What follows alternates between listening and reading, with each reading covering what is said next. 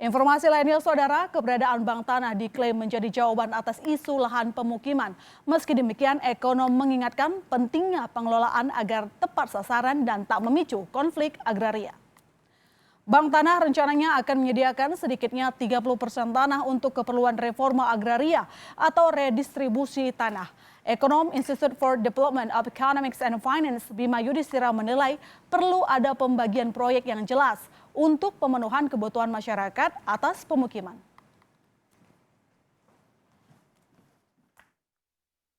Kemudian harus ada semacam proporsi yang kemudian seimbang antara penggunaan proyek-proyek pemerintah yang sifatnya komersil dengan proyek-proyek pemerintah yang memang sifatnya adalah untuk pemenuhan kebutuhan masyarakat berpendapatan rendah. Itu yang harus dijamin khususnya dalam peraturan-peraturan turunannya.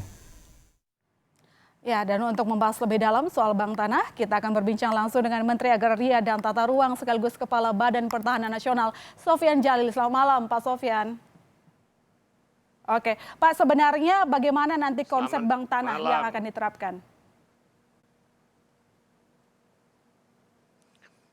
Konsep bank tanah ini adalah dibuat untuk mengatur dan menata tanah secara lebih tertib, ya terutama untuk kepentingan negara.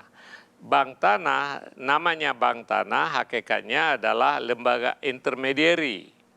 Lembaga intermediary mengambil dan menampung tanah, kemudian memanage dan mengembalikan kembali untuk kepentingan reforma agraria, untuk kepentingan sosial, untuk kepentingan ekonomi, untuk kepentingan pemerataan itu. Jadi nanti suatu saat semua tanah yang karena HGU terlantar, HGB yang terlantar, tanah-tanah yang tak bertuan akan diambil oleh negara dan dikelola oleh bank tanah. Kan ada 30% Pak yang untuk kepentingan agraria dan pembagian pengguna lahan dalam bank tanah ya. Seperti diingatkan tadi harus ada keseimbangan antara komersil dan pemenuhan kebutuhan masyarakat sebenarnya menjadi isu. Bagaimana pemerintah memastikan bahwa nanti keberadaan bank tanah ini bisa relevan membagi bisa disebut sebagai hak kebutuhan komersil dan juga kebutuhan masyarakat atas pemukiman?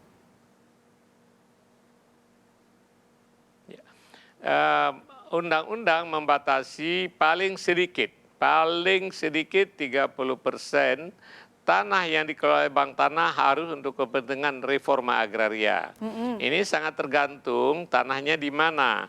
Kalau tanah di pedesaan, HGU di pedesaan, di daerah pertanian, nanti barangkali bukan 30% yang diberikan reforma agraria, barangkali 90%, barangkali 95%. Sangat tergantung bagaimana kondisi setempat. Tapi paling sedikit 30% tanah yang dikelola bank tanah untuk kepentingan reforma agraria. Reforma agraria tentu beda antara reforma agraria di pedesaan dengan reforma agraria di perkotaan. Kalau di perkotaan, kalau kita menguasai tanah, 30% harus digunakan untuk kepentingan rakyat.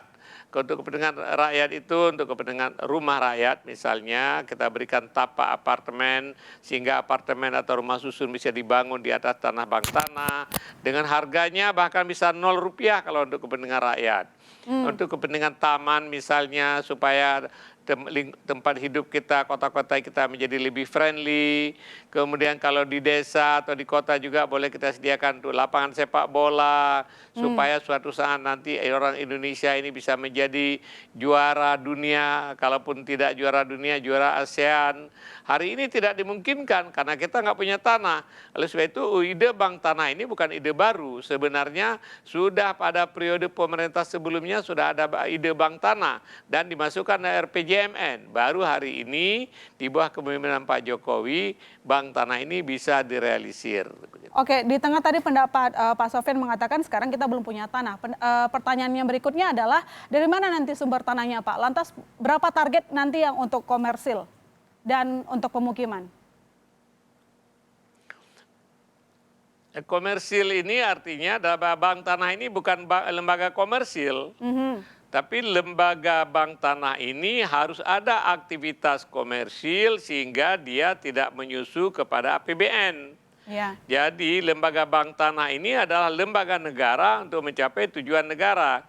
Lembaga kalaupun ada komersil di bank tanah ini artinya untuk memfasilitasi investasi, untuk memfasilitasi industri, untuk memfasilitasi kepentingan-kepentingan yang membawa dampak yang besar terhadap masyarakat. Seperti kalau kita mengundang investasi yang banyak, menciptakan lapangan kerja, dan mereka itu mungkin biaya kalau beli tanah karena mahal sekali mereka tidak mampu, maka kita berikan dulu tanah ini. Silakan bikin pabrik di sini selama Anda mempekerjakan 10.000, 20.000 tenaga kerja gitu loh.